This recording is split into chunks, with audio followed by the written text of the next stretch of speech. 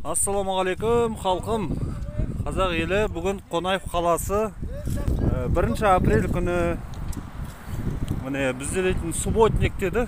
Акиматтың адамдары. Қараңыздар, как парад сияқты. Жай ғана қолдарына күрек ұстаған, печат киген. Жай ғана жолмен жүріп айналып өтті. Ешқандай жинап жүрген ешкім жоқ қой почти. Как фотоотчет, бір-екі қапшық ұстап алған. Бір-екі қапшыққа бірдеңелерді салады да қайтып кете береді. Фотоға түсіріп алса болды. Қонаев қаласы 1 апрель. Субботник деді, қала бойынша акиматтың адамдары, мекеменің адамдары, тағы да басқа. Ай қазағым ай, өзің тұрып атқан жерің ғой.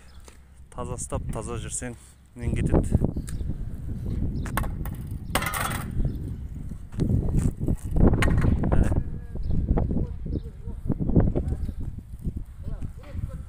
Көрдіңіздер ма?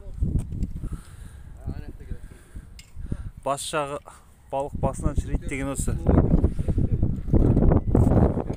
Балық басынан шірейді деген осы халқым.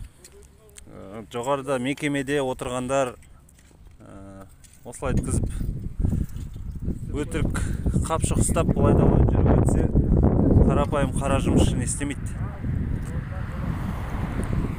Қол ұстасып жай ғана жүріп өтті болды. Осындай субботник.